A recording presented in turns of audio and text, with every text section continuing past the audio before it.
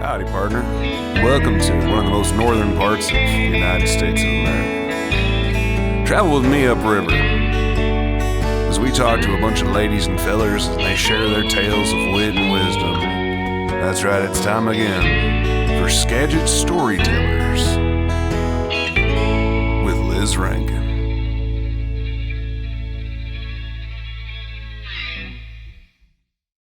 Like in my car, I should I should be saving some of these things for the recording. Oh no, I'm recording. I've tried to bring the setup to different places, but it's just hard. Yeah. It's too much and I don't want to do it. So I'm like, well, if you don't want to come to my house then sorry. Yeah, doing any of this stuff portable is like a nightmare. Especially the reason I felt that I sort of phoned in with the audio on the last movie we did is because we were doing it.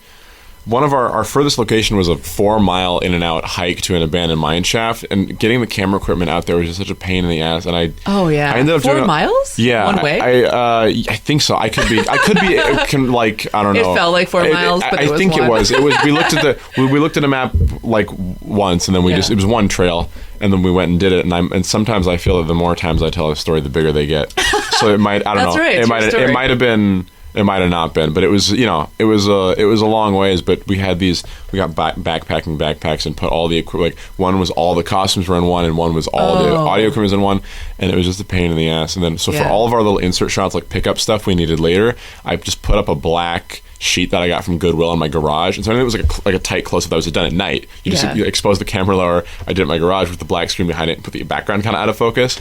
Because it just the more and more we shot outside, the more of a pain it was. So anyway, I don't blame you for not trying to do a podcast mobily, because I have a pretty portable camera, and I've been doing I've been working on sort of a local interest in history documentary in concrete, because I kind of just got really obsessed with that town. For some God, reason. No, me too. Yeah, we could talk for 3 hours about concrete. I could do it. 'Cause I almost sort of tricked myself into it by I wrote that I don't know how much context I should give for the I guess we should start with who you are. I am. It's okay. I kind of start random anyway, but sure. I always like to start with how we met, but I think I just officially met you 2 weeks ago at the Hub. At the bar, yeah. But I'd heard about you because I saw a post with you and is it Val in front of the theater? That's right, yeah. Yeah, and I think Jeremy had told me about you before, so where are you from? I'm from Edmonds. You are?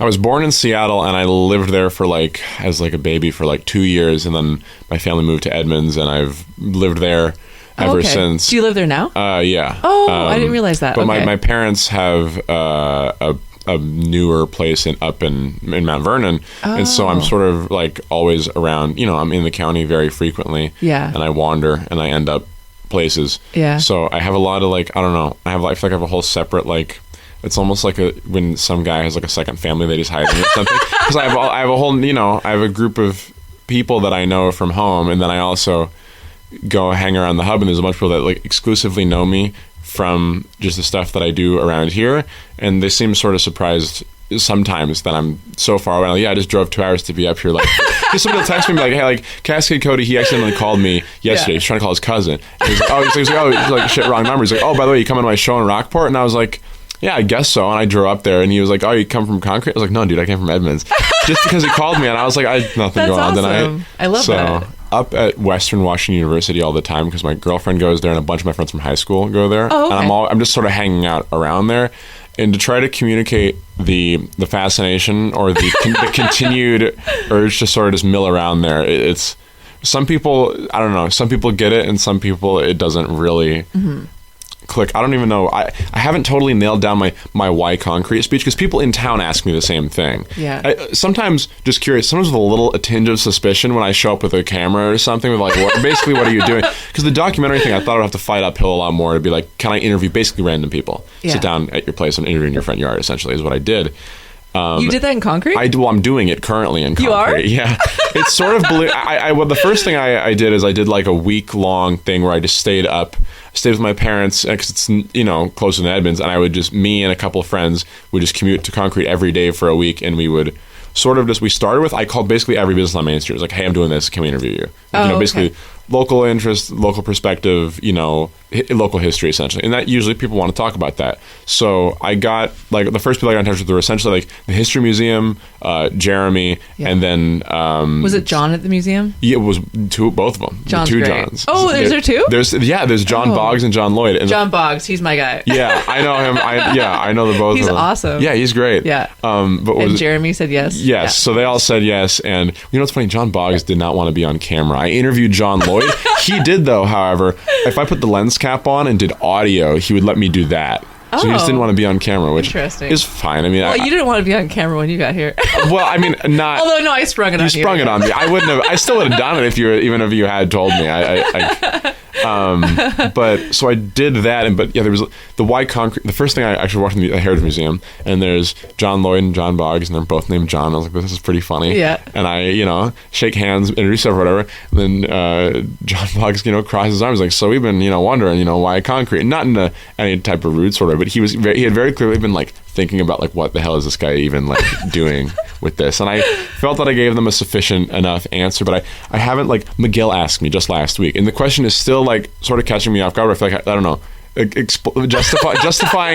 justifying your own sort of existence in an area is always sort of like tough, and I usually explain it the way I usually explain it as basically I'm a big horror guy, and I like to make low budget movies, and I wanted to make another horror movie, and a friend of mine told me about the abandoned cement plant, Devil's Tower, up there, and that's what brought me just to the area. Oh, okay. I made the horror movie, and then after I was finished with the horror movie, or throughout and to the finish of it, I just became more and more interested in the area that we were just hanging out in. Initially, it was just purely for the logistics of making the film, but then I got to a point where I'm sitting there going through the Heritage Museum website and all these pictures, and I'm just like, acting like it's research, but I'm essentially fully obsessed with like looking into this stuff now. And then so once that was done, I got hit with a really big like, what now, after this big project is finished. And so I thought I could do a smaller thing, get my camera and just go interview people in town, because every time we went to town, somebody would offer a really, really wild story of some kind, and it would be hilarious, it would be crazy, and they'd always act like it was just like nothing, like it was like a Tuesday or something. And so I was like, this is something that I really should put this on camera if people would let me. So that's sort of where the documentary thing came from. Like going out on, like, I do a lot of bird watching with my friend Garrett, who's a real bird. For me to say that I'm a bird watcher would be a disgrace to how good he is. But anyway, we You're a bird watcher? Only very, very casually, and only with him and another group of friends. It's sort of like a little pocket of social existence where it's bird watching sometimes, but like I don't ever do it alone. I just go with my friend Garrett and my friend Joey, and they know everything. Like Garrett can tell you a bird by ear, and I could never do that. But anyhow, anyway, what I was gonna say is I'm not that big of like a small town junkie, but concrete really, really, really strikes my fancy in a way that's just like, I don't know what it is, but it keeps me coming back to it. And so, like, I don't know, it's definitely, I don't think that some of the people that live there see that it's not exactly, it's not anywhere USA, you know what I mean? There's a lot of personality. And I think some of the people that have been there like forever, when they say the Y concrete thing, I think they just don't like, maybe, I don't know. I don't know what it is. Well, I left at the end of the summer because I'm like, guys, I can't do trivia during the year. It's just hard as a teacher.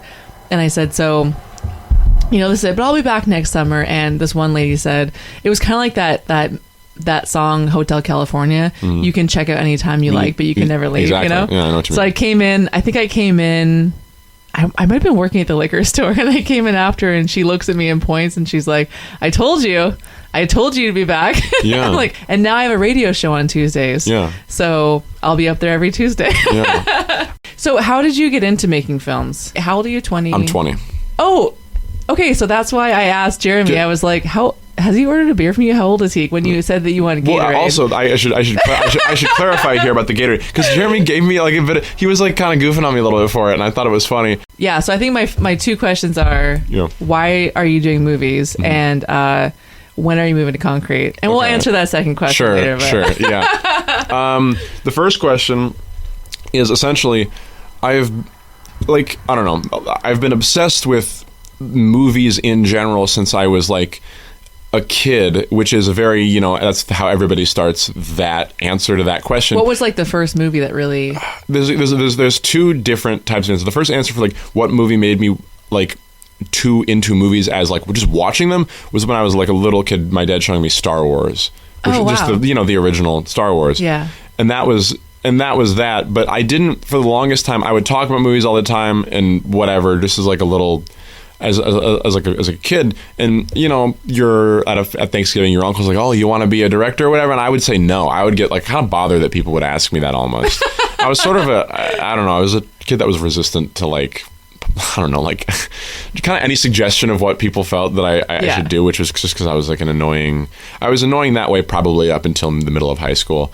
But so for the longest time, I was like, I like to watch movies a lot. I was like, I don't really have any interest in making them because I would really absorb in all these behind the scenes, whatever's in the DVD bonus features. Oh, and it just seemed extremely technical. And like there was a lot of, red tape. And it just seemed like, and you also needed a lot of money to do it. And it just seemed like not something I would ever really want to do. But I loved watching them.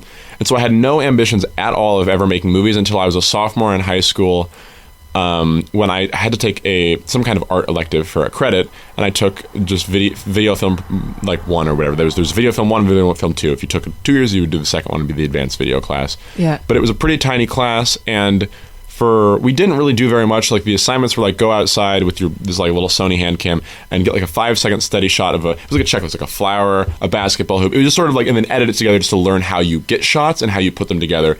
And so it was mostly stuff like that, and I was like, sure, this is just a class. And the last project we did was like, okay, you guys need to make a 4-minute short like narrative, and it's just like find a problem for a character, have them solve it by the end.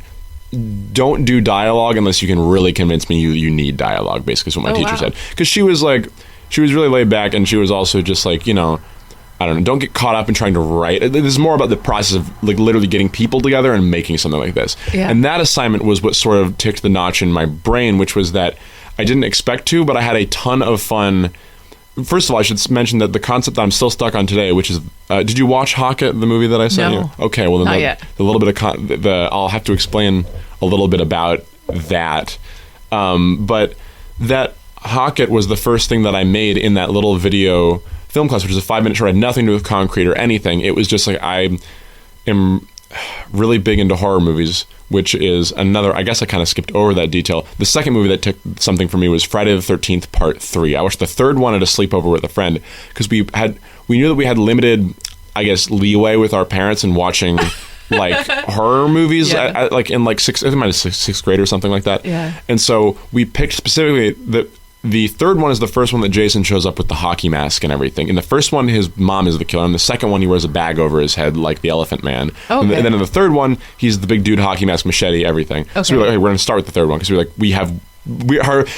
our thought process, we have one shot to sneak this at a sleepover. Let's go to Half Price Books and get that DVD, and then that's what we're doing. Anyway, yeah. But that got me hooked on the horror movies. So anyway, by the time I got to high school, I made this 5-minute short. I was like, I want to make a slasher movie. Yeah. And I got some friends together. Very poorly done. 4 minutes. It was just basically. Was there dialogue? No, we just did. It was two of my friends chase. Like one of them. My friend Noah is like 6'6", and so I was like, okay, you're gonna be the killer. We'll put like a rubber Halloween mask on you. Yeah, it has, except for the name Hawk, it has nothing to do with what I ended up making later. Okay. But that, long answer, but that is what hooked me on the filmmaking, because it was just the process of getting the people going and doing it. And we went out into like in the woods near like one of our friends' houses, and we were out there like way too late, and it was raining and muddy, and it was just awful. And we were having to haul equipment up this hill. But something about that experience, and then going afterwards, everyone's still in costume with fake blood on them and stuff, and going to Little Caesars and then having a pizza after was like, that was like such a like a awesome. Formative like I don't know, the torrential, like the relief in the torrential downpour after the last shot of the movie was we crushed the killer's head with a shovel, where we took the Halloween mask, we had a dummy body, and we put a water balloon from QFC, we filled it full of fake blood, put it in the mask, and then we smashed it with a shovel so blood would shoot out the eyes and the mouth. And then it was like, so it took us forever to do it. And the camera was dying. And we were just like, we have to finish this. And the camera was dying. And then we got it. We got out of there. We're soaked. We're covered in just all kinds of muck. And we go to Little Caesars to have a pizza. And I was like, it was a kind of addicting. I was like, this was like so gratifying. That's awesome. To do that, And then it was like it was like a little, like, it's really a crummy little movie by any other standard, but it was really, really important to make that. And so that's how the filmmaking thing started. And after that, I was like, I did this the exact opposite way that I've ever seen, is behind the scenes thing doing it. I'm like, there's a whole way to make movies that isn't what I thought it was. And so then I sort of even... So it's easier than you thought it would be. It was not easier than I thought it would be, not necessarily like... Not easier to make them good, but the process of filmmaking, I didn't think it was very accessible at all. Okay. I thought you kind of had to be an industry man to do it. Okay, so it's more accessible. It's more accessible. Yeah. And so it wasn't about me realizing that it was easy for me to do, that I was even particularly talented at it. There were way better films in that class that were done. But I was like, the mere fact that I was able to put something together and make it was a concept that was previously foreign to me. That's awesome. So the concept that I had the ability to do it changed my perspective on being like, okay, I can do it. Yeah. And now I really want to do it. Yeah. And it was just probably that movie is the only thing that I'm like still that I really do like in that is the head exploding from the shovel smashing it, and that's got like oohs and ahs in the class or whatever. And I was like, that I don't know, that's a good feeling. The whole grueling process of making it, satisfaction after, and then having people like wince when they looked at it. I was like, this is that. I don't know. That was a whole journey that I was like, I want to do that again as soon as I can. I had a musician on a couple weeks ago, and he said that watching live footage of Elvis in concert was like what made him want to be, and not even just Elvis playing, but the crowd's reaction. That was his thing. It's like just the crowd reacting to that guy on stage. And he's like, I want that. Interesting. So yeah, it was kind of cool that you. It was another thing about because I can't believe I skipped over the Friday the 13th thing was really important as a stepping stone there, because those movies are not only low budget and cheap and everything, but they like thrive from it. It makes them. It's what people like about them. Either just like the reaction. Like, just like, I don't know, they're very campy. Some people like to just laugh at them, but also some of the really better ones, the grit and grime of a lower budget movie shot in the middle of nowhere makes it better than if it were to have been done on a studio stage with an immaculately done set. It makes it grosser, more filthy. It's creepier. So the really good ones are creepier and the really bad ones are goofier. And people either way, people like to see the strings with those. People are seeking out those movies for that reason. And that was another thing that I hadn't really considered, as the idea of like the seams showing being sort of a feature, not a bug, basically. And so that also appealed to me, and then I just got with the rabbit hole of just low budget horror movies, just of all kinds, just because that was something that really appealed to me. The sort of more, I don't know, it's different than the glitz and glamour of Hollywood does nothing for me. Yeah. But I like that sort of, I don't know, something of the horror genre, and especially the lower budget stuff, has a sort of a workman-like quality to it that I really think is really fascinating, and it's cool. And I enjoy seeing those seams the same way, where it's just like, and the really good ones like the original Texas Chainsaw Massacre or something really, really benefit from looking cheap and nasty and gross. It's like somebody put a camera down and is just filming this happening or something, right? Yeah. Versus like, I mean, if you watch some of the remakes of these movies, which aren't even particularly terrible, just the fact that you can tell that money has been put into designing all this perfectly, it makes it something different and sometimes less than what it was before. Yeah. And so that was also perspective changing on like, number one, I can do this, and then also my limits are not the limits are not limits within this particular field. They can, if I do it right, these can be things that work to the tone of the thing. Yeah. You know? And so that was, so I don't know. So it basically goes Star Wars, Friday the 13th, and then making a crummy movie in class, and then that was kind of, you know, it was a, I don't know, took me 16 years to figure it out. I don't know. And so when did you finish Hawkett? Like, when was it finished completely? The class version or the souped up new version? Oh, the new version. Okay. Yeah, I should explain it for the podcast people. They're both called Hawkett. One was a 4-minute short that nobody ever saw. The other one was just taking the idea of the character and making a more robust full movie out of it. Got it. Essentially a remake, but it's almost a remake of a movie that never really existed. Okay. Because the one was, like I said, class short, and it was like 3 or 4 minutes long. It was like a trailer. It was essentially like a trailer, but nothing about it is even the same. The mask isn't the same. Just the name. It's just the name. Yeah. The name actually comes from, there's another Friday the 13th 3 thing is that, you know, they had novelizations of these tie-in books, basically. Okay. And when I was really sneaking at the time. My parents don't really, towards high school, they didn't really care about the horror obsession. But when I was like a middle schooler, they thought it was kind of weird. And so there was we want you to talk to a therapist. Not that bad, but there was a degree of sort of why this and why all of a sudden kind of thing, because I really hadn't been interested very much in that kind of stuff before. Yeah. But anyway, I would read the tie-in books for these movies because sometimes, I couldn't. What are tie-in books? So a novelization of a movie is usually when a movie is being released, part of the promo campaign. You have the actors go out and do interviews. Yeah. You have trailers or whatever. And this is kind of a forgotten practice, but there used to be you would hire some author to do a novelization of the script. You'd give them the script, and they would write a book, and it would be usually just a short, like a paperback, sort of like, I don't know, like a Conan book or something, or like, you know, those sort of like beach reads, yeah, where they're like, you know, 100-something pages, and they're over, like pulp fiction kind of novels.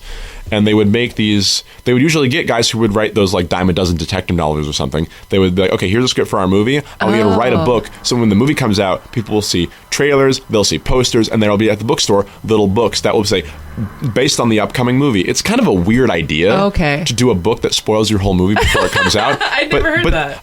But a lot of the movies, I mean, all the Star Wars movies have them. It's just sort of interesting. Okay. So would you read it before the movie? So here's what basically happened. I watched, like I said, sleepover. We snuck it home from Half Price Books because they never specifically because they would never bother me as a sixth grader about buying R-rated movies. And so I mean, it's the closest equivalent we had to a video store, because if I was to rent it on whatever streaming service, somebody's parents would figure it out. So we would have to go there, and we would go and we would essentially, you know, can I please get a bag for this one DVD? You get like so you can't see what's in it or whatever.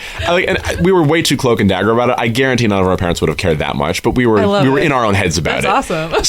So part of it was you could get for cheap these used books that were adaptations of these horror movies, and so sometimes it would be a function of, I can't go rewatch this whenever I want.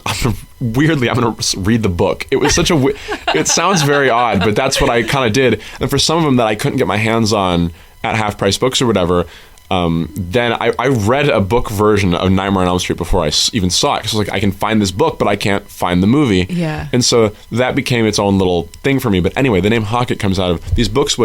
You'd have to expand on details, but especially when that movie's an hour and a half of Jason killing people, and the movie's over. Like, how do you make a book out of that? Yeah. So you got to add some stuff, internal dialogue, people's heads, whatever. Okay. And that's not in the movie. That's not necessarily. Yeah, just to beef up a chapter a little bit, just to get it out there.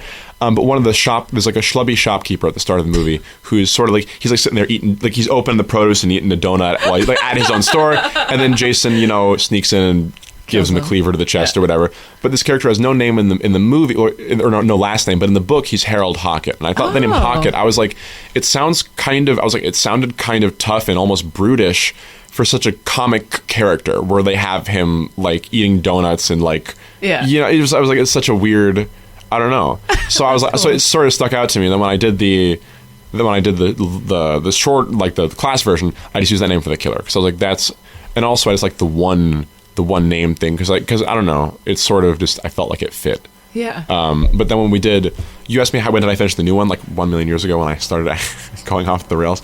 The new one came about because essentially I had a friend of mine, and this is another thing I hope no interested parties really listen to. But basically, I mean, you know about Devil's Tower as a concept up there? I heard of it a few months ago, but I don't really know what it is. So I can give some context for that too. So about maybe 3 years ago, I started the whole process of writing the movie that I basically just finished in high school, like senior year of high school. Oh, okay. And I was looking for something else. I was like, I hadn't made a horror movie in a while, and everything that I had done up to that point was class projects or weekend, like 2 days filming max, then you have to be done. So I hadn't done it. I was sort of under the sort of overconfident belief in myself that, where I was like, if I really took the time to do a movie, I was like, I bet it could be way, way better than the stuff that I'm doing. Yeah. You know? And so I was sort of looking for something to do, and my friend called me up and he said, hey, like, are you still in those horror movies? And I said, yes. I was at the time doing construction for the set department at school, for drama, because I liked the environment, but I could never be an actor. So I just did set construction, just mingled with all the drama people. Yeah. But this guy who was in drama, he called me and said, hey, you're still in those horror movies? And I said, yes. And he said, I just went up to, do you know where Concrete is? And I said, no. And he was like, yeah, I didn't know where it was. He said, but me and my buddy Caleb, he was like, there's this huge abandoned cement plant up there called Devil's Tower. And he was like, if you want to do another horror movie, he's like, that is the spot, you should do it. And I was like, okay. And I was literally sitting in a beanbag playing like some Super Nintendo game with my friend Josh. And I turned to Josh, I was like, hey Josh, do you want to go drive to an abandoned cement plant tomorrow?" And he was like, "Sure, why not?" So we got in the car and we went up there. And as we walked around the area, and at the time, now it's very, very closed off. At the time, you could just walk up. I saw a guy walking with his son past it on the trail. Oh, it was, and I am sure that technically you're not supposed to be there, but there was literally nothing stopping you back then. But now it's closed. But now it's because they're doing work on the dam and they're using it as a staging area for their equipment. Oh, so okay. And so anyway, that's my only excuse is that like I'm sure technically there was some kind of thing against it or whatever, but you could just walk, you could just go to the lake and just walk up to it. Anyhow, as we were walking around the quarry and the cement plant, we were just thinking, this is great. What do we do with this? Like, this is such a this like huge, like indomitable, like I don't know, like effigy to the past out in the forest. Like, this is so cool. Yeah. And the contrast of the nature and then this like industrial monster there. It was such a cool dynamic. Yeah. It's like, we have to do something with this. And so then I was like, well, I've been itching to do. I was like, I really liked the Hocket idea of our own like slasher, like Michael Myers, Jason type guy. Yeah. But I was like, that movie's like, crummy. I was like, I want to do something more with that. And so me and my friend Josh just walked around and basically brainstormed the idea of the movie while we were there. And I thought, okay, we can do Hocket again. I was like, I don't know, why would he be up here? I was like, okay, maybe he worked here. Maybe he was really bent out of shape that it closed. Maybe he's still living up here like a hermit or something. So it sort of just came from the base idea of how do we even do something with this building? Yeah. And so, wrote a script, got people together, made the movie, to put it very shortly. Yeah. And then, but over the course of making it, I just got more interested in, because Devil's Tower made me want to make the movie, and then hanging out in concrete more made me want to just keep staying there. Yeah. It just became, it went from like, Hockett's a crazy guy who lives up there and kills people, to then it became, once I learned more history stuff, I weaved into his whole backstory was the idea that he had been like disfigured in an accident at the quarry, and so he had to wear like a bag over his head or whatever. Yeah. And then when it closed down, and a lot of workers left town after that happened, I thought, well, what about this guy, this dude whose whole life is like, his muscle at this factory? Like, what if that would make him snap or whatever? So the whole local history element and the whole horror fascination came together, and that whole movie is sort of a bit of both of those things for me. Yeah. Is this? I hope, is that too rambly, or is this? No, it's great. Okay, cool. I was gonna ask. So your new movie. Yeah. Is it? I guess, is it also going to be like a short horror film, or is it like? Do you have more grand plans, or can you talk about it? Sure, of course.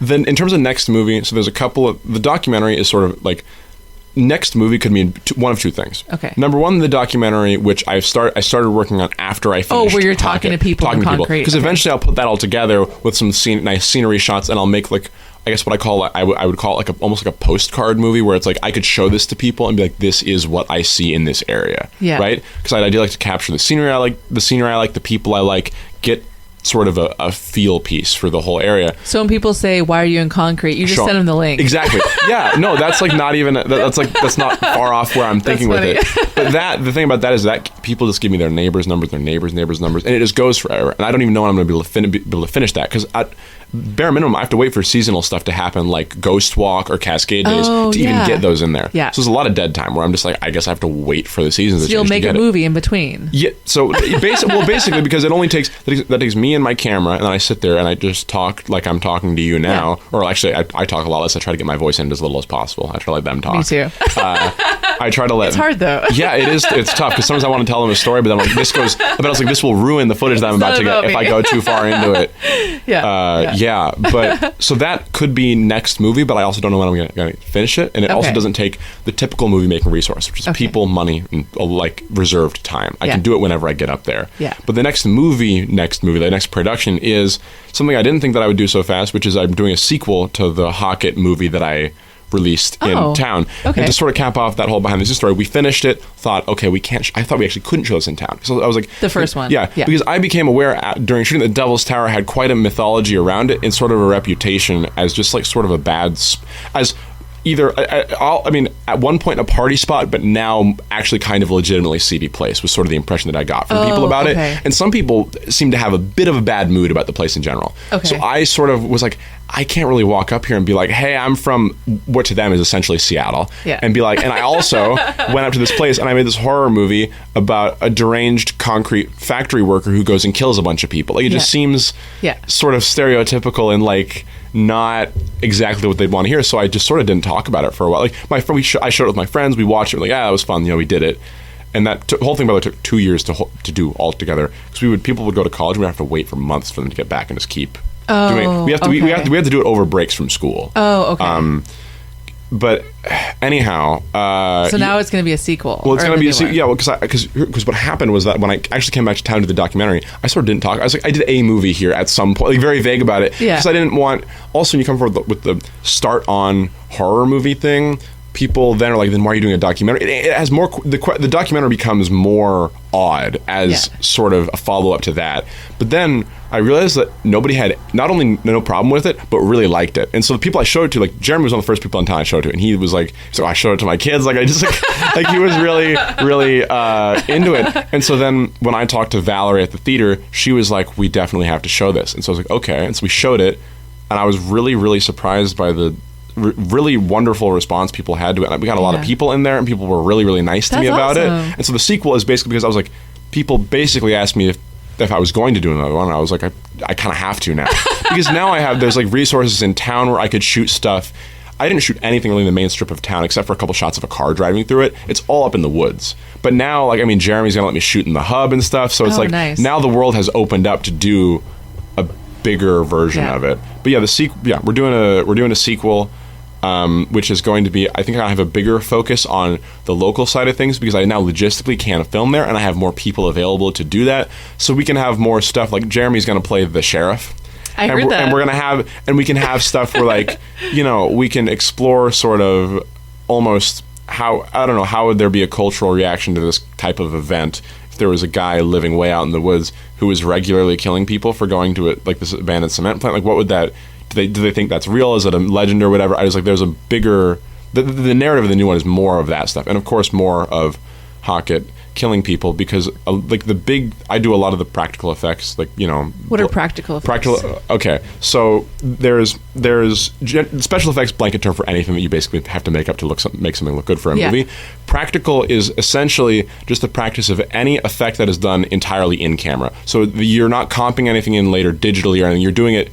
It's like entirely smoke and mirrors. Like, it's the old school way of doing special effects. So essentially, instead like punching someone, but making it look like they punched the person, but not actually. That's just generally how people do fights. I'm talking about, like, specifically for the scenes of, like, we have very graphic kill scenes where Hockett kills these campers, and it's more like fake, like you know, it's like, I guess let me give an example of like, I don't know, fake dummy heads that'll explode, or like a prop machete that'll, like, you know, that'll have a hole cut out to throw around someone's neck that'll then spray blood, so it looks like and you do that live on camera instead of going digital. Back yes. in. So practical is like you're making props and you're making a whole setup to do this live as you do it, instead of versus going back later and doing it digitally, which is which is CGI, or VFX is any visual effects you come back and do later. And then CGI is anything that you do specifically come back later and do it in a computer. Got it. Right? Okay. So practical stuff is, anything that you're making to do entirely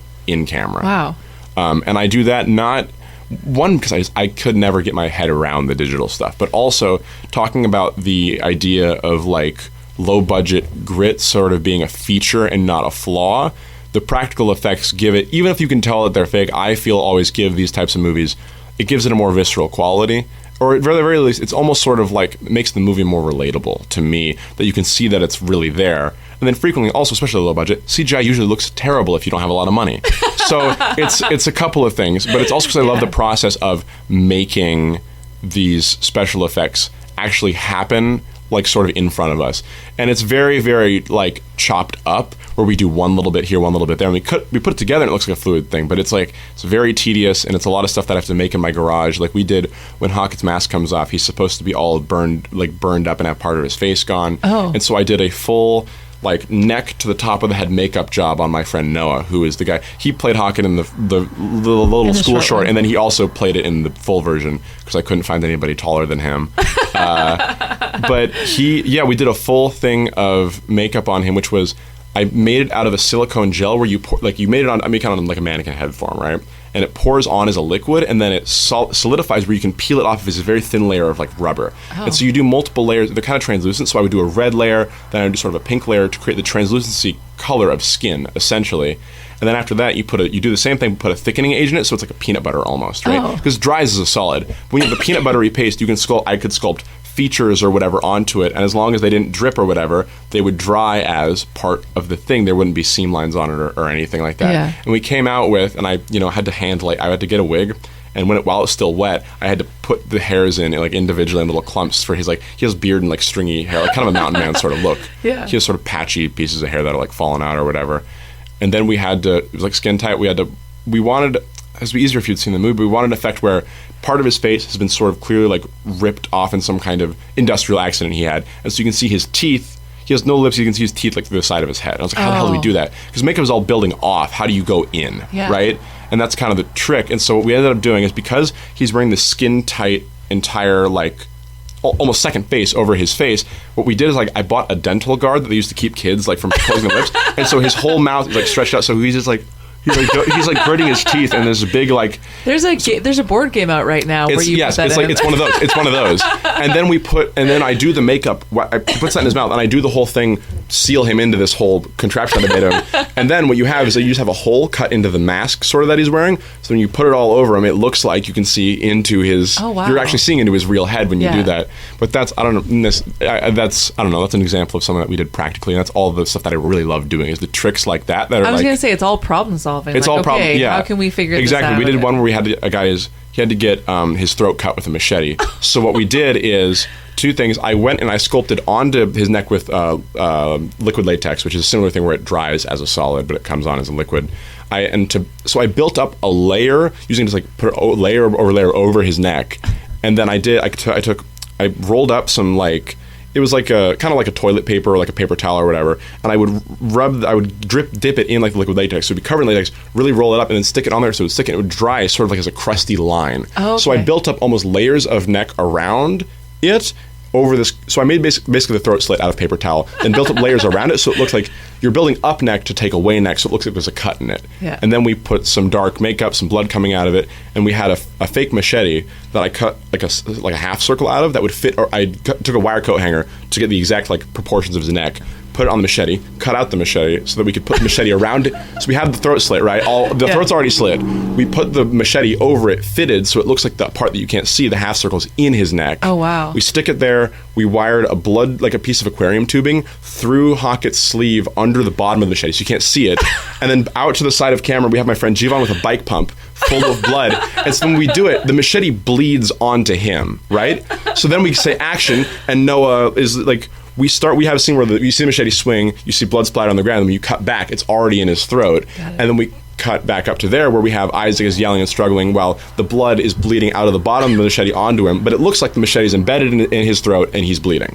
And that was, so like, that's an example of like, that was something, but I love doing that. Because it's so fun, awesome. And then it's just like, yeah, so that's the real appeal of like doing these types of movies for me. And then also, with the Hockett stuff, I get to indulge in the love of like old school slasher movies, and then also the local element of just like the small town folksiness of Concrete. I get to put all of them together in this, and it's great. The thing that I feel really, really strongly about that whole accessibility thing, because it turned me off of doing it forever, and it's essentially, I can get really on my soapbox about it, but it's just like, it's kind of complete bullshit, the idea that you have to go to one of the coasts to do it. And it's not that the resources aren't there on the coast, New York and LA, to do those things, because they are. It's not like completely made up, but like, yeah, people just I don't think recognize what you can do with it on your own. And then also, like, I'm not going to film school. I know some people that are, and I get sometimes like, I don't know, anybody who I'm sort of acquainted with, but they're not super close to me, is like, oh, dude, that's really good. Like, you should go to film school or whatever. And not that I resent that concept, but like what I have come to really love about it is sort of number one, the ragtag team of getting people together and the sort of local sensibility of it. And those are things that you not only don't get with industry, but it's also, those give you things that the sort of industrial hotspots like don't give you. Because if I wanted to make the exact movie I just made, the 30-minute Hockett movie, if I had graduated from like NYU or something, which is, my friend Isaac goes there, it's a cool school and everything, not to diss on that, but like, if I had graduated from there or somewhere in California, I was like, okay, somebody's decided to give me some money to make this movie.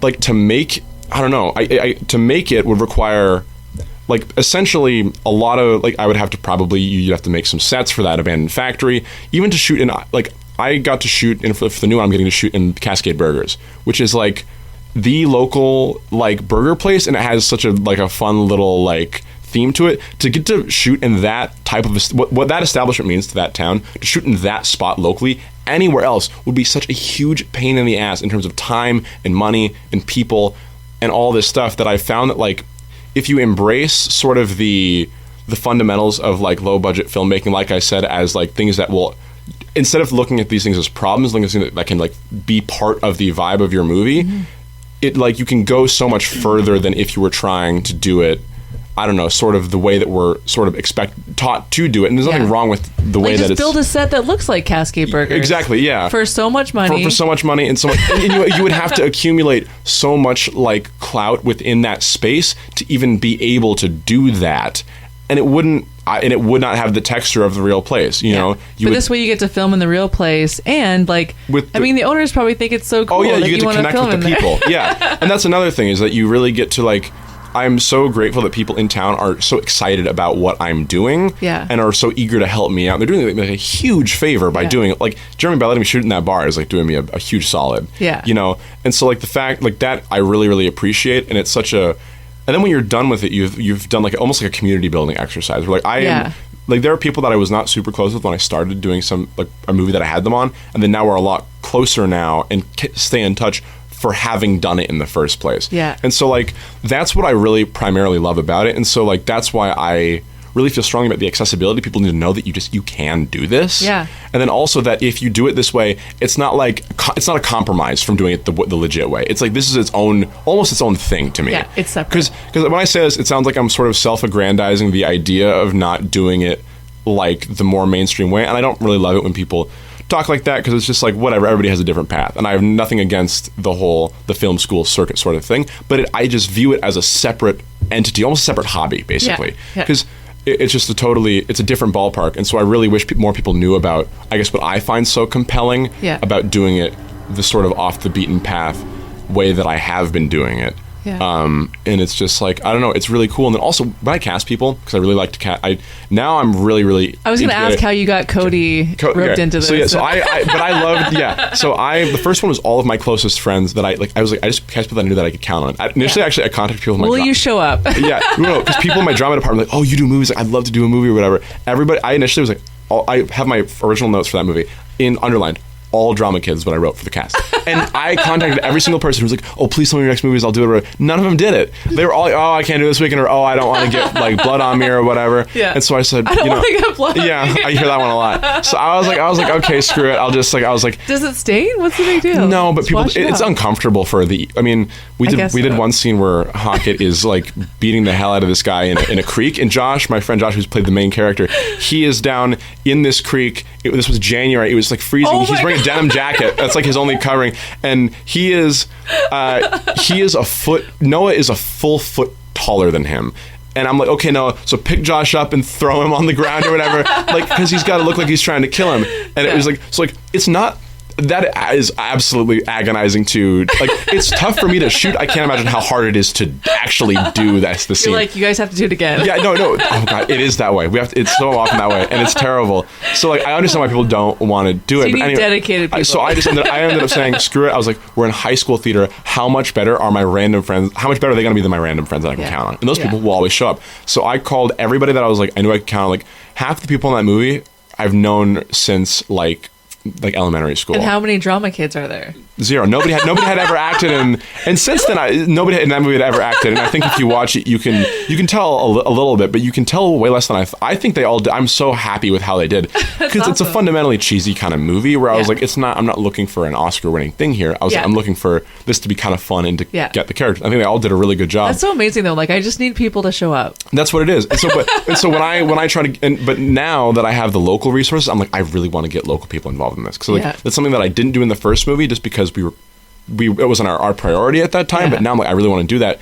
But whenever I talk, there's another thing about the accessibility. Whenever I talk to people locally, where I'm just like, oh, like, do you want to do this, or whatever? They go, I don't know. I'm not an actor. Like as if they're going to disappoint me. And I'm like, no, we're not. I was like, we don't even need you to do. Everybody, I don't know. I cast people generally off of people that I know that have like a natural sort of charisma. There are some people that can't help but give off an energy that is uniquely them. Yeah. And if you do that in a movie and you cast them for a role that leans into that, they're going to do a better job at it than anybody that you could cast out of a local theater to do it. Because like, I don't know, they're not playing themselves, but if it's something that plays to their local charisma, like their charisma, because it doesn't necessarily have to be like, you're this guy, so you're gonna play this guy. It's like if somebody has sort of a more, I don't know, like a sort of kind eyes, more of a timid energy, like, okay, I'm gonna play, you could play like this like really extreme introvert or something, which is like, I know that the natural way you come off, you could exaggerate that into this lane really easily. So when you meet people, are you always sizing them up for? Not always, but sometimes. Here's what happens. Because whenever I meet people, I think, oh, could they be in my podcast? Or now my radio show. So I go back and forth. I'm like, would they be a better radio guest? Or I think about it sometimes. It's only when they really strike me as like sort of a character. You meet people where you're like you stick out to me or in some way. Okay. And then I see that, what a character, and then I think, what character could they be for me? You know what I mean? I go down that route in my mind. So is that what you thought when you met Cody? Pretty much, but also where did you meet him? I met him he was playing at the Concrete Theater. I was bartending that show. Yeah, my friends Antonio and Steiner are in Pullman at Washington State University, and they were up here just for a brief amount of time. Where Antonio lives in Edmonds, but Steiner is he's in Tumwater. And so he was only briefly up here. And we were converging. It's like, oh, we hadn't seen each other in a while or whatever. You're like, let's go to Concrete. Here's the thing. They're architecture guys. And they're also...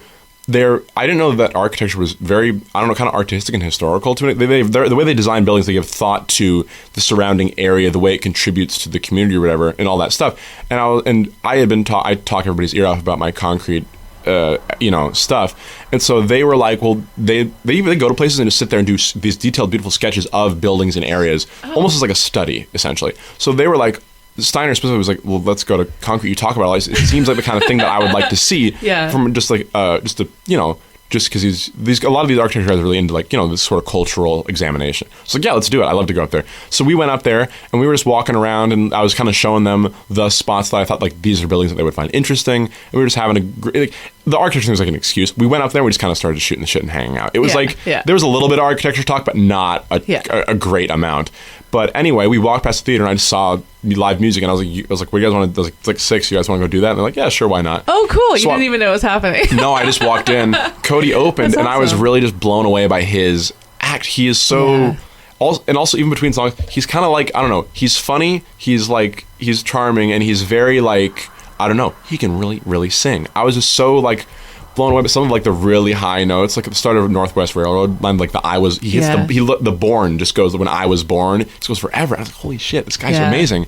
And I just liked I knew that I had to talk to him after when he played the Acres of Clams song. Oh yeah. Because that was me and my friend Isaac, that was a big like sort of road trip song for us. Really? And so I was like, oh, wow, that's so when awesome. he played that, I was like, this is the guy that because here's the thing, another sort of time movie that's not really around anymore, is a song about the movie. If you've ever seen Pet Sematary, Stephen King adaptation. I don't watch her movies. At the end of Pet Sematary, the Ramones play a song about the Pet Sematary, and it's sort of out of place. This sort of like this kind of peppy rock song after watching a scary movie. But I was like, what a funny like kind of.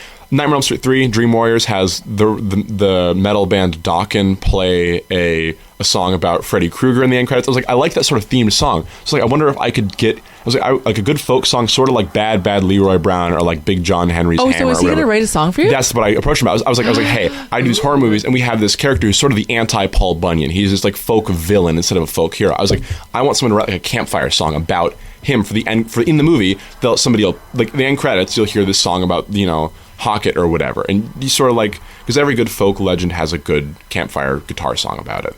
So I was like, do you want to, because he was so in that he has all these local folk songs that are like singing of the iconography of the state. I'm like, that's exactly what I want to do. He probably sang that the protest song, the Skagit. I heard him a little bit do it at Rockport. I stopped in only for but I didn't hear him do it. He sang it on my podcast too. Oh, no kidding. It was about I think they were protesting the dam, the building of the dam. Yeah. See, I haven't heard that one. Yeah, it's really good. Anyhow, so is he writing a specific song? Yes, so that's what I approached him about. Because he was walking down the aisle of the theater when he stopped opening, and I came up to him, and I shook his hand, and I was like, hey, weird thing. Explained all this to him, basically. I said, would you want to do that? Because I was really blown away by your act. And he said, absolutely.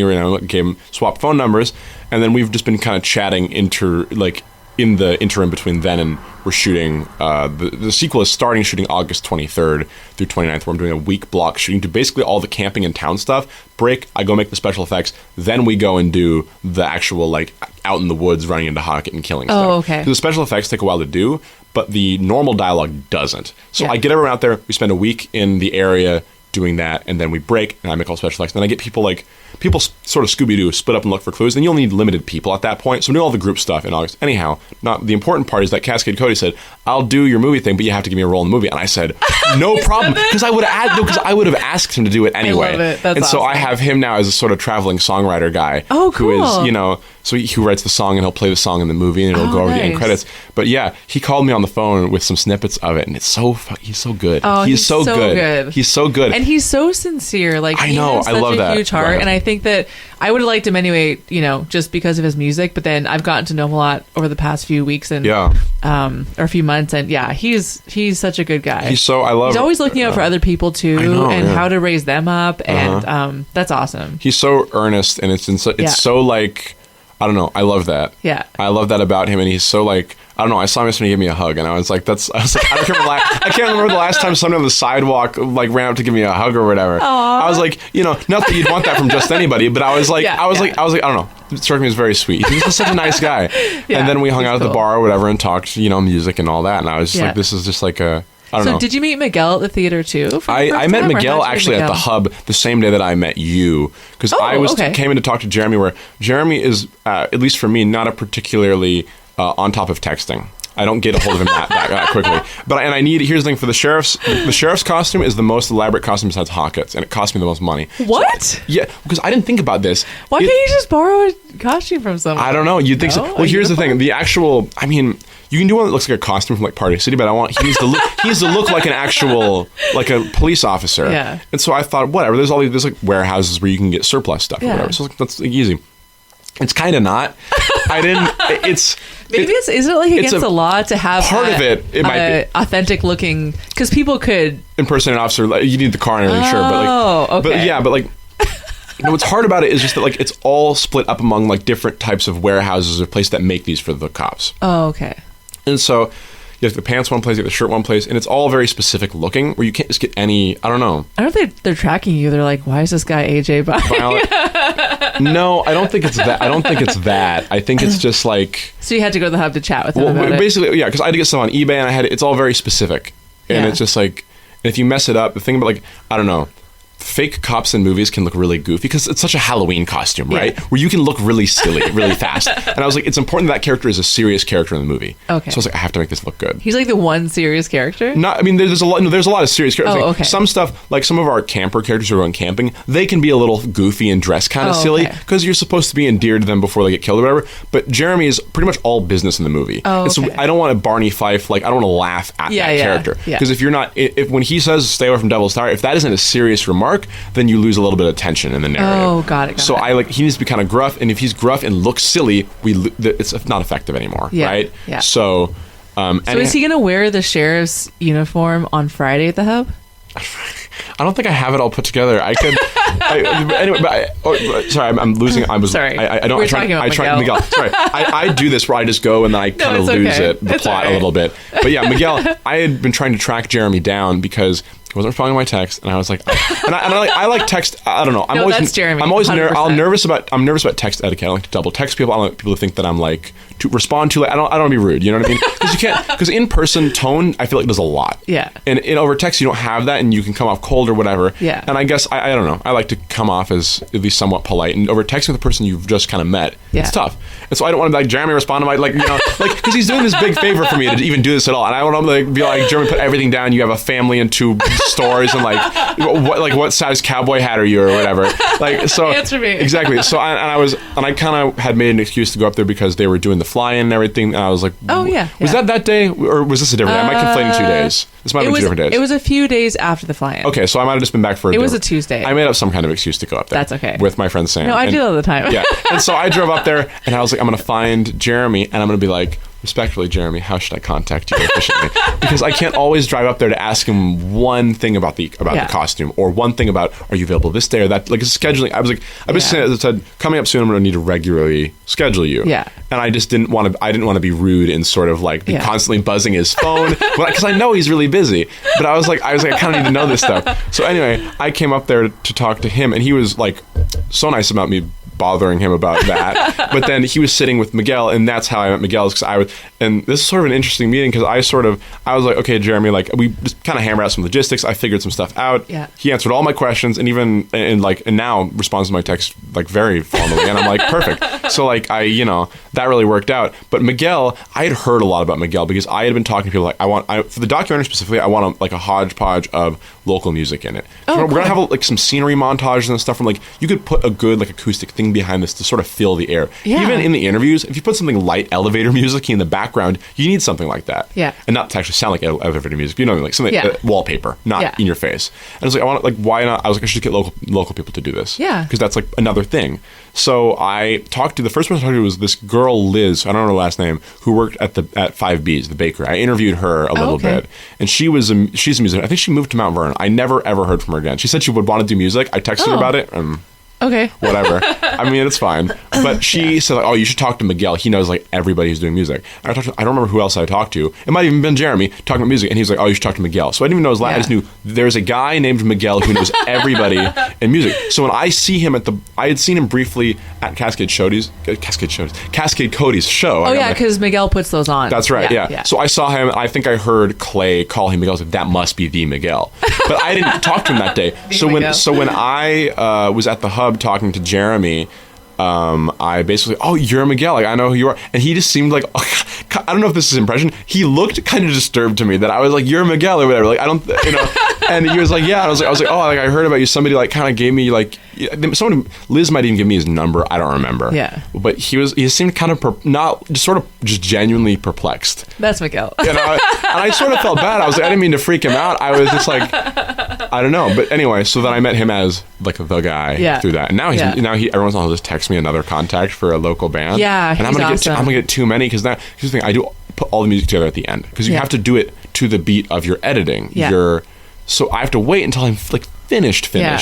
And so I tell all these people, even Jeremy's son, Colin, I think. Yeah. I talked, because he does music and he's good at it. Yeah, and he does electronic stuff. Yeah, he sent me like some EP to it. It was really good. Yeah. So I was like, I'd love for you to do something for this. And he said like, yeah, sure. Like, I'd even do something original. And I haven't texted him about it in forever, because I'm just not even close to the stage of music. And I hope these people don't think that I'm just like blowing smoke up their ass and then just like leaving or whatever. Because but I get back to the actors really quick, because I need them faster, So now I have to preface like with Cody, I was talking about like the deadline for the song or whatever. I was like, dude, you could spend the better part of a year doing nothing and I wouldn't notice, because we just get so wrapped up in the filming that like, So music's the very end. Music's the very end, because especially with the first one, the guy who is our main sort of survivor character he's primarily a musician. He's not really an actor. He just did it because he's like one of my best friends, and I knew I could count on him. Mm-hmm. I think he could have been an actor, because he did drama sections with me, and all of the drama people, when we were doing construction, were like, Josh would do these sort of like improv little like kind of like skits, and like, Josh, you should join him. He'd be like, no, I couldn't be on stage. But he's so good. He's really great. Yeah. But he's primarily a musician. And so for the first movie, all the music was him doing it. Oh, okay. But the thing about that is like when you editing, especially to a fight scene, you want like the music to swell it up somewhere, dip it apart where someone's hiding or something like that. Yeah. And the edit, even if you change it by a couple seconds, from like, this could be a little shorter, this could be a little longer or whatever, you throw off the timing of some, like, especially like a jump scare or something. Yeah. In a horror movie. And so, like, especially with horror, where the music is sort of kind of telegraphing a lot of what you're supposed to be feeling. Yeah. We had to do it all at the very, very, very end, because I would get us. We tried to kind of do it initially as we were going, but then like, Josh, actually, I edited this scene. I cut this 2-second shot in the middle, and now the jump scare sound is like 2 seconds too late. And so then we were like, okay, let's just wait until we're done. Yeah. So now that's sort of the way that I just approach it, because it's like less to manage at once too. Yeah, that makes sense. So my daughter did a talk at the Burlington Rotary Club about she has a bunch of pickle books that she wrote. Yeah. And anyway, but she talked about the process of writing them and getting them published, and how I helped her. But then at the very last scene, the last slide, she said, but no matter what you do, like, you have to finish it. Yeah. And that's where a lot of people they stop. Right. I don't know why they stop. I mean, a lot of people don't start, but a bunch of people start, but they don't follow through, and they definitely don't finish. There's another jinxing thing that I guess I don't talk that much about. But like casting has been like a huge, for those who know, has been a huge pain in the ass. I have my main, I think the sweet spot with slasher movies, because you always have people, the characters who are either partying or whatever, they're kind of like meatbags. You know they're gonna die. Meatbags? Essentially. Well, because think I've about it. never heard that term. Well, just because like you know that like it's not like a drama where it's all about exploring their psyche or something. It's literally, we know that this group of partiers in this abandoned house is here so that they can like ghost, killer, whatever. It's sort of like, so like you try to make them as appealing as possible, these characters, but like it's a sort of fundamental of the genre that these characters are. We wouldn't even. You're going to die. And so I think the sweet spot for me in terms of logistics, scheduling a lot of people is hard, but also having too little kills is like not enough meat for the movie, like not enough scary stuff, right? Yeah. So I think the sweet spot for me is 4 campers, right? I do it the last one, I'm doing it again with this one. At least 4 main campers who are going where they shouldn't go to go camping, because then you can pick them off one by one over the movie. You stretch enough of it out, you have a scary sequence every once in a while at a regular interval, and then one of them will make it way further than the rest of them, and either he makes it or he doesn't. You know what I mean? Yeah. It just allows you to stretch it out. And now you have that plus a whole local ensemble of people. So I have a sort of A plot and a B plot. Yeah. But anyhow, casting, I got the main 4 people are usually easier because I need people that are my age, and I can be like, hey, 20-somethings that I know who wants to go do this. And people generally who like horror movies are really like, oh yeah, I want to be like, I want to be one of the guys that like Jason would have killed or whatever. Yeah. Like that's what they want to do. And so I'm like, perfect. Those are usually easier to cast. I just need people that I can depend on, that have a very like a distinct enough personality that it'll shine through when I do the thing. Yeah. But the local stuff where it's like I need an extra, not an extra, but I just want to do a bit part. You have one scene, you say this to these people, and it's sort of like, it's tough because you have less of a time to make an impression on screen. Yeah. And it's usually people that have never done anything even remotely like this, because I think people that I know, at least in like Edmonds and Bellingham, take for granted how much that they're just sort of naturally acquainted with even the idea of behind the scenes of making a movie. Yeah. Like how it's a lot of waiting, and it's a lot of you do it, stop, do it, stop. It's like really, really kind of cut up and fragmented, because that's how you have to put it together later. But like, so casting local people is sort of difficult, even if it's just because like I know they could do it, but they have their own inhibitions about like, they don't think that they're fit for it. But like, I know that if you did it, it would not be what you're expecting it to be. We've had to cast a new Hockett, because Noah, who is, this really actually like this put me in like almost creative depression for a little bit. He said, he's like, I'm really sorry. I was like, I can't do the sequel. I was like, shit, like what do you mean? And he was like, because he's in Pullman, and he was like in next summer, he was like, I'm not coming back. So I'm doing like, so there's some program he's doing. He does a lot. He's like a really, really talented like mechanic. He fixed up a 65 Mustang in his garage in high school. When I met him, it was run down. He was driving it around senior year, you know. Wow. So he's like, nobody in his family is even like. It's not like he has like somebody over his shoulder to really be doing it. Like his dad or his brother. It's him. It's like, and so it's like, I don't know. It's so he's great. But anyway, he's like, I want to pursue this thing basically. And he's like, I'm staying over the summer in Pullman to do it. And he's like, so I don't have the time to do the movie. And he was like, I could do a scene where the mask comes off and it's still my face under it. He's like, but you're gonna need a guy to do the rest of it. Yeah. Because Hockett's always wearing a mask, so it's like it could be a different person ostensibly. Oh, and is this gonna be Tanner? Well, you know Tanner? But yeah. Well, yeah. Okay. So this is maybe okay. When do you release these? This is important to whether how long after now will this be released? Because it's important what I'm about to say now. I don't know, maybe mid-August. Okay, perfect. I can take stuff. Because he hasn't 100% committed. I don't want to talk. I don't want to. No, I'll take that. I could get a no literally, I will know in 2 days if he's doing it. Okay. Because tomorrow, so I'll walk you through this. So I need to find a new Hockett. Noah is a very tall 6'6", and we have him wear logger boots because logging is another thing in concrete that was part of the industry, and I wanted like old antique looking boots. The thing about logger boots, they have a really big heel so that loggers could dig in on uneven ground. So the heel adds like maybe 2.5 inches. Oh wow! So that he is like, huge in this movie. Yeah. And I just wanted to cast a tall guy for it because I felt like it's more intimidating. But I kind of overcompensated, casted the biggest person I've ever met. I'm like, now we have to replace him. We have to do and Noah like really works out a lot too. So like, we need to find somebody who like, I was like, how do you find somebody who looks... Yeah, not just a tall, skinny guy. It's not, no, it's not just like someone's like, oh, like my boyfriend's 6'2", and I'm like, that is tall, but we unfortunately cast somebody who's like a giant. Yeah. So to replace him, it's been really, really tough.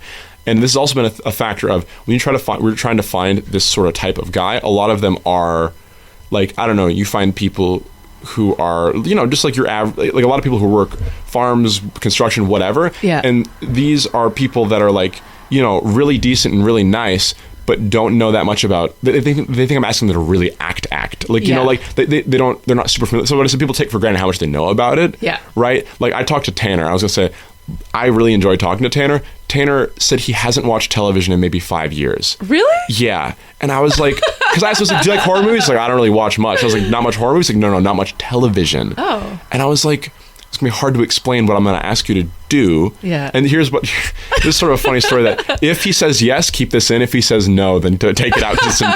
So he's going to tell you in 2 days. Yeah, because here's the whole story with Tanner. So, and this is a whole, do we have time? Can I tell this whole like little thing? Yeah, and if it's too much, you can cut it out if you'd like to. Okay. So essentially, day after we showed Hockey at the Theater, which was like incredible, so wonderful. When was that? That was that in the spring? It was like maybe March 28th or something. Okay, of 20, yeah, this year. Yeah, okay. Yeah, it was something like that. Okay. It was the 28th. Yeah. I know that much. But that was really like awesome. There were like, I saw This Boy's Life, the 30th anniversary screening of that. Yeah. And there was like, you know, there was a bunch. We had, I don't want to say we had as many people. We had, give or take, 5 people. We had about the same amount. Yeah. Which I was really happy about because like Awesome. that is the Concrete movie, right? Those Welcome to Concrete, that's there because of that film. Yeah. And so I was like, I felt really good that we had a big turnout. People were so awesome to me after about it. And we went to the Hub after, and Jeremy pushed some tables together. So we had this big, like, kind of Viking table of like a big great hall. So we had like 10 people just in one, and we were all eating or whatever. And Noah the day before was like, I can't do the sequel. Like, you know what I mean? Like, and I was like, that's such a bummer. And I was like, I appreciate you telling me now. Yeah. But he was like, yeah, I was like, I'll come back for when the mask comes off so that you can get the continuity of being the same person. He was like, he's like, I can't make it. And I was like, fuck, okay. Yeah. So at the bar, as I'm paying for my food, I said, Jeremy, I was like, Noah was standing there. I said, we need to replace this guy. And we need to replace Noah. And I was like, because he's going to Pullman and he's really not coming back for a little bit, and we have to make this new movie. And Jeremy goes, oh, you got to find Yeti. Which is such a sort of a disarming thing to say to a person. Like this is one of those things where I'm talking about. They say it like it's nothing. Like, oh, go out talk to Yeti. As if I could have said, okay, and the conversation might have ended there. Right? As if I know what he's talking about, right? Yeah. You know. So I was like, okay, who's Yeti? And he was like, okay, He's like, Yeti's a guy who comes to the bar. Oh, do they call him Yeti? They call him Yeti. Yeah. Oh, this is how I know him. This is how I know him as Yeti. So they're like, he's like, yeah, Yeti. He's like, his name's Tanner, and he was like. And he was like, he comes into the bar, and he's pretty regular, and he said he's just a huge guy. Yeah. And he's said to me, he said he's probably taller than Noah. And I was like, that's kind of tough to think about. I said, you know, if we put a mask and coveralls on them, they look sort of the same. And he's like, yeah, you know, similar body type, you know. Yeah. So I was like, okay, cool. But I was really like, I'm a real sucker for some of this, like the small town like eccentricities, like being a guy so big that you're nicknamed Yeti at a bar. It's so fun to me. I love that. Yeah. And so I was like, that's hilarious. And so I was like, okay, who is? I said, Jeremy, do you have Yeti's phone? I was like, no, he comes in. I'll ask him about it next time I'm in. Yeah. And I waited maybe like. Until literally last week, I heard nothing about Yeti, but I was always trying to find him. Because I texted Jeremy once, hey, he's a true Yeti. No, because I texted Jeremy, I was like, hey, did Yeti come in or anything? And Jeremy, this before he had gotten up on responding to me more. He showed me, he had like 97 like people trying to text him at once. Like, he's so busy. Yeah. I don't want to seem like I'm like giving him grief for this at all. No, you know what's so funny? So that Jack and Jeremy had a radio show on Thursday. Yeah. And Jack said that he texted Jeremy and said, hey, should we make it to the radio station early to set up? Yeah. And he goes, and Jeremy wrote back with, and I was getting my lashes done. I'm like on the bed, just like my eyes are, glued shut. And I scream at the radio. I go, sunglasses emoji. And Jack goes, sunglasses emoji. I'm like, he does that to me all the time. So if he does ever write back, it's usually just an emoji. Yeah, I got a thumbs up. I got them. Yeah, it's definitely it's he's just saving time. It's all good. I think the only thing is it's emojis. But at least he's seen it and he's confirming in a positive, chilled out sunglasses sort of way. And sometimes I write his wife, and then he responds to me. Oh, okay. See, Anyway, so you're trying to find him. So I was trying to find Yeti, and I had texted Jeremy about it. Nothing. I even came in one day. I was like, "Hey, Jeremy, I was trying to reach you. Did you talk to Yeti?" He was like, "Oh yeah, Yeti came in like yesterday." I was like, "Okay, great. What did he say?" He was like, "I forgot to mention it." And I was like, "God damn it!" I was like, "How do I find this guy?" And Jeremy was like, "I might be in tonight, But I was like, "I gotta leave. Like, I gotta go home." Like, I was like, "Shit." You gotta talk to one of the bartenders. Yeah, well, I actually did. I talked to this guy, Ethan. Oh yeah. And I haven't seen Ethan in a little bit. Is he still there? No, he quit. Okay. Well, I actually talked to Ethan about if he wanted to be in the movie, and he seems sort of like iffy on it. Maybe that's why. But Ethan, okay, I said I was looking for Jeremy that day. It was the day that I came to Concrete, zero Jeremy. It was the first day since I'd met him that I didn't see him in town, actually. Yeah. One day I was there where there was nobody there, and he literally waved at me from the apartment. Like I was seeing him every single time I went there, even just, somehow. Anyway, I was looking for Jeremy. I was like, I gotta track him down, ask him about, at the time I had no idea of his sizes for the police outfit, and I had no idea about Yeti. These were two important things. So Ethan, I gave Ethan my number. I was like, text me when Jeremy comes back in. Because he was like, Jeremy will be in soon. I'm like, okay, I'm going to be here for like 4 more hours. Yeah. So like, and then Ethan never texted me. I texted, it was like, hey, Ethan, did Jeremy or Yeti come back in? Ethan never texted me back about that either. But anyhow, so this is not to lament texting etiquette. This is to lament that I could not catch this guy. I had, and here's the problem is like, I talked to Jeremy. This was at like the beer garden at the Fly-In. Oh, yeah. She was like, oh yeah, I talked to Yeti about the movie. He said he might want to do it. I just didn't get his phone number. I was like, okay, that's really good traction here. But then I was like, you know what? If Yeti doesn't seem that into it, I was like, we don't need to get this guy. I just, he's my first recommendation. But the Jeremy goes, no, but he'd be really good. And I was like, okay, then we just got to find him. It's like, I was ready to kind of quit. And Jeremy was like, no, like, let's keep looking, like, keep. I love it, like we can't find Yeti. I know. Awesome. I'm realizing this is over a period of months, since March to now. And I've even talked to other people about doing it. Like people, friends of friends were like, oh yeah, like I know the guy who's like this tall or this big or whatever. And somewhere or the other, they're kind of not right for it. You mentioned like the guy that said Miguel's name at the Concrete Theater. Yeah. Clay. Have you met him? I've met Clay. Clay is definitely in the running, but for the end of the Yeti story is why I haven't reached out to Clay yet. And it's a big yet.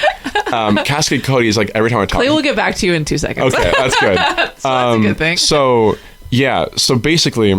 So you tried to find him. We were trying to find him. I was at a loss for after the Fly-In. There was like I talked to him. He said he would want to do it, but I didn't get the context. So I was like, and Jeremy, and this is true. All he is you might run into him at the bar, which is like that's the best bet that we had. Yeah. And so I was like, thanks. Jeremy was like, I'll meet you at the bar at like 6. We can talk about the costume and the size. I was like, okay, cool. Yeah. So I went to Cascade Burgers. I'm sitting there with my buddy Sam, and I'm just sort of just like, kind of like, God damn it! Like every time I go here, I'm like, I need to find him. And I was having a really good day of like, I talked to a couple people that I had been sort of like, I always poke people out like, hey, would you maybe want to do this movie? And then I follow up a couple times. I'd followed up with a couple of people. I bumped the microphone. I followed up with a couple people that day. And I was having success. I was like, I've closed so many like open doors. I'm feeling good about sort of nailing down this location, that location. Like the only thing that could make this day better is if I could find Yeti. I was like, we're on a good. I'm talking. I feel like this could be a movie. Just finding Yeti. The making of this, all this stuff could be. So I was sitting at the place. And I was like, I ask about the bar all the time because I figure everyone goes into the bar, Yeah. But then I was like, okay. I was like, where else everybody goes? Cascade Burgers, where I'm sitting right now. And I was like, you know what? I'm gonna walk up to the counter. And I'm just gonna ask because not about Yeti, just about I had almost given up on Yeti because it was so like, and I was like, I could meet this guy and he could not be as tall as I say he is. He could not look like Noah. He could just not be right for it. Yeah. Or he could just, I don't know, maybe he's a jerk. I don't know. Right. So it's like I gotta put all my eggs out of the Yeti basket. I was like, he's literally a mythological creature at this point to me. So I was like, all right, whatever. So I'm there. I'm like, I'm gonna go up to. So I was like, Sam, I think it's worth talking to the girl at the counter about tall guys who come in. And he was like, he's very sort of affable and laid back. His voice, he sounds like Seth Rogen, which is very funny. Okay. So he was like, I don't know, man, like whatever. And I was like, okay, sure, whatever. So I get up and I go to the girl at the counter. I say, hey, I'm not ordering because I already ordered. And I was like, hey, can I ask you a weird local question? And she was like, yeah, sure. And I was like, okay. So I'm making this movie. I was like, it's a sequel to a horror movie. I already did it, play at the Concrete Theater. And I was like, it's a Friday the 13th type thing. And we need a really big guy to play the killer, And I was like, we wouldn't need him for that long, but we need somebody who's like, I said, not just tall, but like really huge because we're replacing a guy who's 6'6". And she just lights up and she goes, oh, my boyfriend is like 7 feet tall. Like, give me your number. Like, I'll talk. And she was like really like excited about it. I was like, okay, perfect. I was like, and so I write my number down and everything. I was like, okay. She's like, oh, I'm calling you after work. And I was like, another out of the left field question. She's like, how tall is your boyfriend? She's like, he must be like 7 feet. Like, she's like, just talking about how big he was. And I was like, do they call him Yeti at the hub? She's like, yeah, Yeti's my boyfriend. And I was like, perfect. It was crazy. So it was amazing. It was wonderful. And so I was like, finally. Oh, he's got to do it. And so then when I was on the way out of town, I get a call, 360 number. I'm like, okay. So I pick it up and he's like, hey, this is Tanner, the Yeti. And I was like so, it was like I was getting a call from like a celebrity. I was so excited. I was like, finally. And I was like, saying from the, like, I was turning the music down in the car, and I talked to him. He said he'd be open to doing it, so we got to talk, planning and stuff. I was like, okay, meet up at the hub in like, 3 days. I meet him at the hub later. This is such a long story. I'm sorry. No, I love it. Okay, no, perfect. This is great. So I come and I meet him at the, what I'm going to do is I'm going to bring the main sort of our final victim character, the guy who lasts the longest and is our sort of main butting heads with Hockett. Because I mean, like, I don't know what your horror movie like experience is, but there's always one guy who makes it to the end, out of the group. Yeah. And they're the main character. Anyway, so my friend Sean is playing that character. I was like, hey, Sean, I was like, we're going to go interview the most important like part we've ever tried to get somebody for. And I was like, if we get him, you would be acting with him. I was like, do you want to come up with me and we'll go talk to him? Because it would be it would be you guys. Yeah. Like basically for a lot of that movie, it would be just the two of you. And it's probably cool to get a second opinion of like, that's what I like to do. I always like to bring somebody with to be like, pick up on stuff and be like, oh, do you think they seemed into like something like what it is I go, did I talk too much? And they go, no, you're fine. Like that, like I'm like I second guess myself and I ask them, or like, did you think he seemed interested about that? And they say, yeah, he seemed like you like it. The second opinion is good. Yeah. So I was like, let's do it with Sean. Like, Sean, let's do it. We're gonna go up there, meet Yeti. We set a time. Sean's car like borderline exploded on the highway 10 minutes before we were supposed to go up. Before he picked me up, we were supposed to take his Honda Civic, and I was like, and this thing is a real beater. It got fixed up. We're gonna use it in the movie because it looks so like like I was like, I want to have like I like a car with personality, Yeah. And I drive a '79 Chevy like cargo van, like it's like a Mystery Machine. It's black, but it's like a Mystery Machine. And I love driving it, but it's not like it doesn't go very fast before the engine starts like kind of yelling at me a little bit. So I don't really take it up to that because it's like not an amazing highway vehicle. It's not. I'm making it sound worse than it is. It's just like if I can, I'm like, hey, can I ask somebody else to drive? Usually, unless I'm going alone, in which case I drive my own. His car basically blew up. And he called me 10 minutes before. He was like, hey, I'm sorry, I think we had to do the Yeti thing another day. I was like, I bet Yeti would understand if I rescheduled. Like, I need to make the best possible impression here because I've been looking for this guy. So I was like, Sean, I think I still have to go today. He goes, yeah, no, do it yourself. Like, that's fine. So I just got to fix my car. I was like, okay, good luck, Sean. I was like, what do I do? So I hop in the car. I brought one of my friends, but not anybody in the movie. I just brought a friend to just chat with. You know what I mean? It's a long drive. Yeah. But we get up to the hub finally. I probably could have skipped over the whole car exploding thing. No, it's okay. But it's all part of the story. It's part of the story, yeah. So we get there. I walk into the hub. And there's, of course, a line of people backs turned to me at the bar. And one of them is wearing a high-vis, like shirt from like a construction site or something, right? And this guy seems a little bit bigger than everybody else. So I say, hey, excuse me, are you Tanner? And then he steps off the stool, and my head goes from here to like, I was like, I mean, he's easily like the tallest guy I've ever seen in my life. This guy's huge. And I was like, holy shit. And I shook his hand, and he basically swallowed my arm with his So is he taller than Noah? Yeah, I asked him how tall he was, because I was like, how taller? Not that it's that important, but I was interested. I was like, this dude's big, And he goes like, I don't know, measure, 6'9", 6'10", And I was like, I believe him too. This, like, I mean, really. And so we sat down, we talked about logistics and stuff, and you probably know he doesn't talk that much. He says like, he gives you like a couple words for an answer. Yeah. And I was sort of trying to gauge, what I try to gauge is like how you want someone dedicated, and I try to get people like into the idea, like really invested in it. Just like at the very least, they want to do it just for the to get pumped up about it. Because there are nights where it gets like shitty, and you want to have that to fall back on, like you're excited about the project at a basic level, right? And I can never tell if I was selling him on it or not. And he just kept being like, yeah, no, I think I could do that. That seems fun, He would just say it very almost like you're asking, like I'm asking my dad a question. He's like, yeah, why not? Kind of that. But what I find out about him, I don't know if you know this. So of course, Hockett, the character, is his whole motivation for being a murderer is a cement plant worker who just can't take that he can't work in cement anymore. It destroys his life. So disgruntled cement plant worker. I'm like, Yeti, like, what do you do for? He's like, oh, I work at Skagit Ready Mix. He fucking works in the cement industry. Does he? Yes, he operates heavy machinery for Skagit Ready Mix, which is. Oh, wow. I was like, this is like meant to be. It's meant to be. So I was like, I basically laid it on the table. This whole story, told him all that, and I was like, I'd really like for you to do this, because like you are the guy, frankly. I was like, I can't think of anybody better to do this than you are. And he was frank with me. So he said, I'd like to do it. He said, it comes down to the time that I want to shoot. He's like, I have time on that time. He said, here's the thing. He said he messed his knee up a while ago, and he got surgery on it. He said, it's fine now, but this Monday he's getting it checked out again to make sure that nothing is popped back up, or that it's like it's all good. So on Monday he's gonna get that checked out. And he said on Tuesday, he says like, yeah, on Tuesday we'll get in touch, and I'll tell you if I can do it. And so I'm really, really nervous. And here's the thing about it too.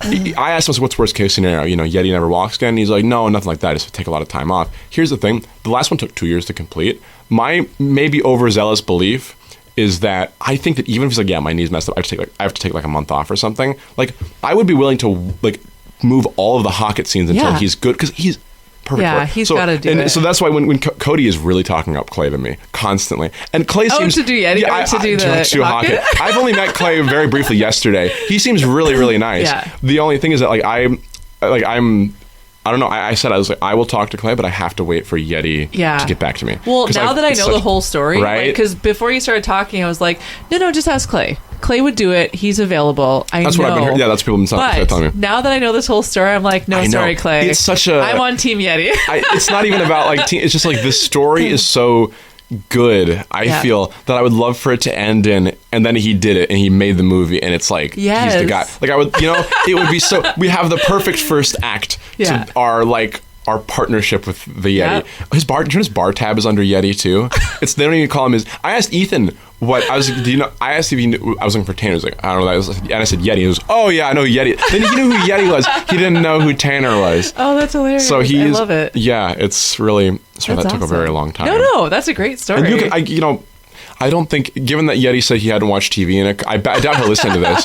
So if you want to just keep it in or whatever. The only reason that I proposing the idea of not keeping it is because, like, if tomorrow he's like, hey man, I can't do this or whatever. Yeah. This is like, but it's a good story no matter what. No matter what, but it's way better if he does it. And Jeremy was he'll ask me like, is Yeti doing it? Like, he's excited about it. Like, he's Yeti gonna do the thing. And I'm like, I hope so. I love it.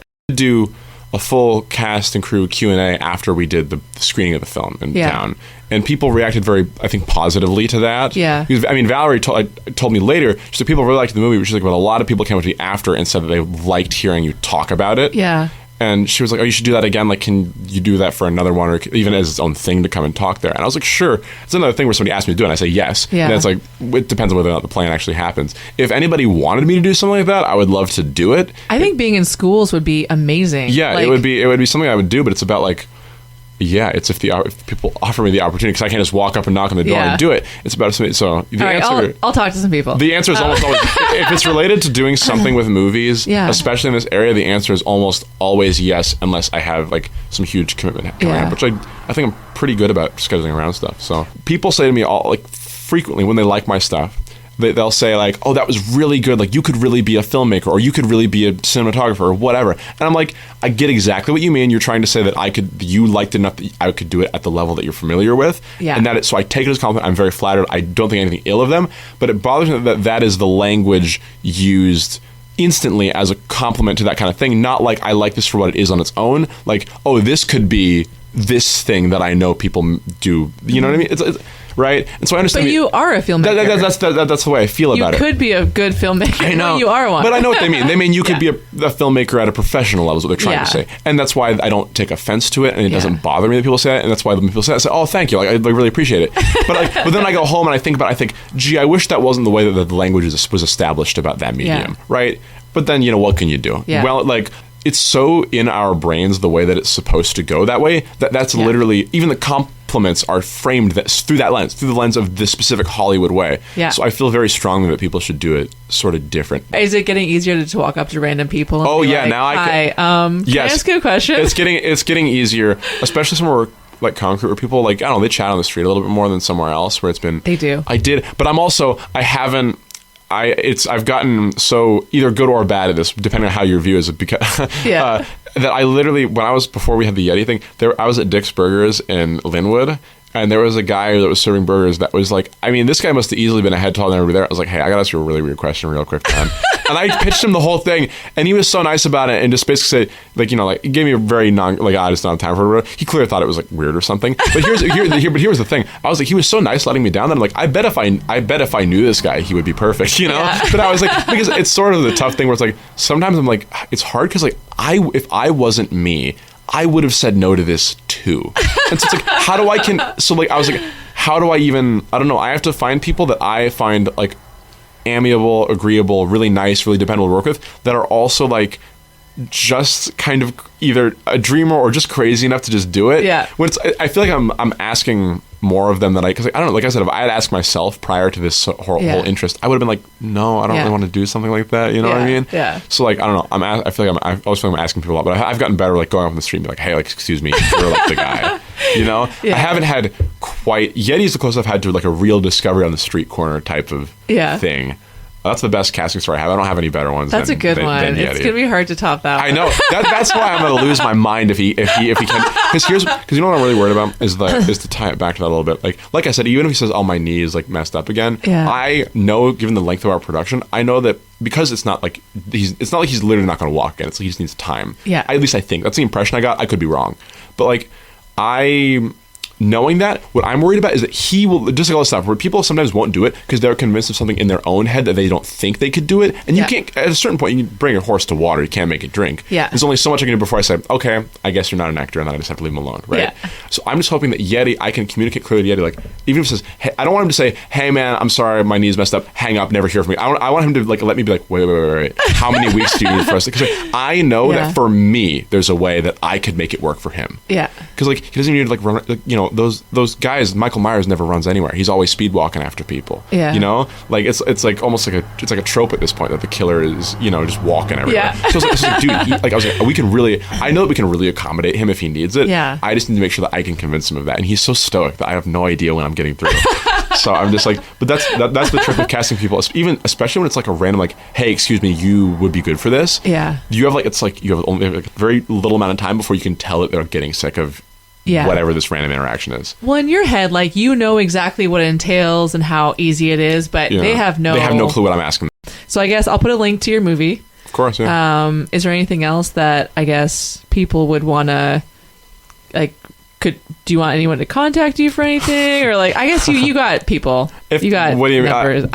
mean? You want them to see your movie? Yeah, of course. And then just keep your eye out for like, are you on like, do you have like a social media page? I'm on Instagram. Okay. What's your Instagram? It's AJ_lives17. It's all lowercase. Okay. It goes between private and public. I think it's public right now. If someone requests to follow me, I'll make it public. Yeah, I know. Why do you go private? So I don't think I'm almost positive it's not private anymore. It used to be in like high school, but I also because it was just I would accept everybody. So like, why am I private if I just say yes to everybody who follows me? Yeah. Like I wasn't really being particular. So I'm almost positive if it's not public now, I will on the car ride home make it public. But that's like the only social media. Don't ask me to follow you on TikTok because I don't do TikTok. I don't have TikTok because honestly, I know. I'd like to say that I'm above it or whatever. I know I would get hooked on it and it would like mess up my attention span forever. Yes, and it's resistance preventing you from following your passion. So I was like, well, not even that. I would just be scrolling forever and like I don't know. I was like, if I get it, I'm gonna get hooked on it. It's like. So I was like, I just don't want to even start. He's a little mysterious to me. He's very humble. Have you heard his episode? I haven't. I listened to part of Cascade Cody's, and and then I got distracted by something else. Good. You started something and you finished it. Yeah, like that alone is like inspiration to anyone. I think so. Yeah. I'm very excited to do more, especially around here. It's gonna be like. No, I'm with you on the whole concrete thing. I don't know what it is, but yeah. I don't know. Yeah. In terms of like talking to strangers, what I'm trying to say is I've become very desensitized to it. Somebody could totally lure me into some kind of dangerous situation. Like, oh, do you want to come on my you could like, do you want to come on my podcast? And you know, my body could be out in the barn by now or something, you know?